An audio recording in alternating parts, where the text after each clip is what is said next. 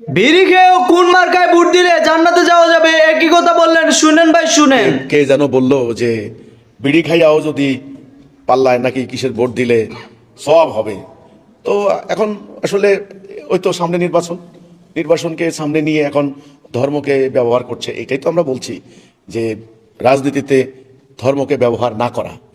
এখন সেকুলার দলেরাও করেছেন, ইদানিং বাম দলেরাও ধর্মকে ব্যবহার করছেন। দেখেন না, নির্বাচন আসলে আপনার হলো হজ করতে যায়, মাজারে যায়, মাজারে সিন্নি দেয়, ইমাম সাহেবের পাশে দাঁড়ায়, জুমার নামাজ পড়ায়, মাদ্রাসা অনুদান দেয়, লম্বা দাড়ি রাখে, দাড়ির মধ্যে কলপ লাগায়। তো এগুলো তো ধর্মকে ব্যবহার করা হচ্ছে আসলে। ওই যে এরশাদ কি করলো, রাষ্ট্রধর্ম ইসলাম ঘোষণা দিয়ে একটা চালবাজি করলো। ইসলাম কায়েম হয়েছে? হয় নাই। আবার তো কি করলো, বিসমিল্লাহ সংবিধানের আগে। এটা কি হলো কিনা, ইসলাম কায়েম হলো কিনা? হয় নাই।